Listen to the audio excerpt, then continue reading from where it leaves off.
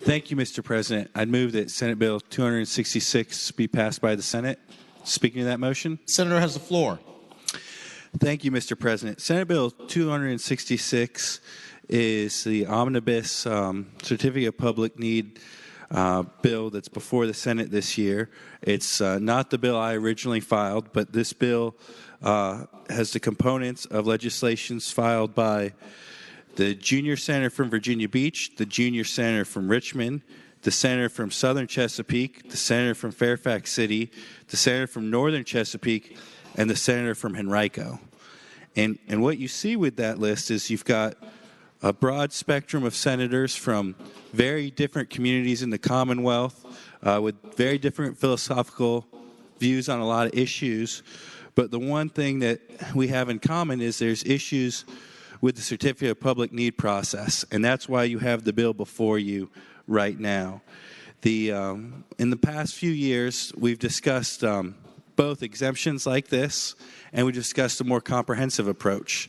The folks that oppose the bill oppose both approaches. So we've tried to work with folks. We got a little bit closer a year or two ago, and hopefully this will be the one where we're able to do it. I think you're going to hear from some of the folks that have the different needs. One that's different, and I hope he'll address it. It's a very specific need for his district, but it's not an exemption.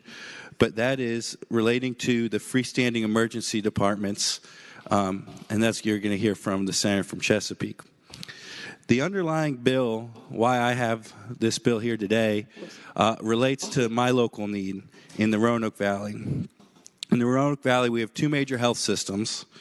We have one that has a top-level neonatal intensive care unit and one that's trying to obtain a mid-level neonatal intensive care unit. For the last 10 years, on a bipartisan basis, the Roanoke Valley delegation has pushed to allow the creation of a mid-level NICU provider at the other healthcare provider here in the Roanoke Valley. And for years, that has been blocked through the Certificate of Public Need process. What this bill, my underlying bill, would do is allow for inside the Roanoke Valley Planning District 5 for the Commissioner of Health to take into consideration all the facts that we usually have in the Certificate of Public Need process, but not take into consideration the impact of the new service on the existing service provider unless the addition of a new NICU will bring the existing provider's volume below a standard to meet clinical proficiency.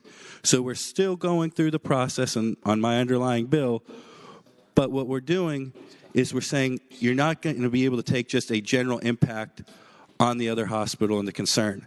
And the reason for that is because the other hospital has a monopoly, and they've had a monopoly through this entire process. And whenever there's anyone that's been able to provide a service when a monopoly exists, that has an impact on the monopoly.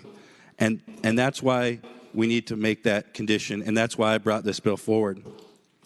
There's a lot of other good provisions in this bill, like I read from that long list of senators who have had this issue in their district, and I hope it will be the pleasure of the body to pass this legislation. Thank the senator.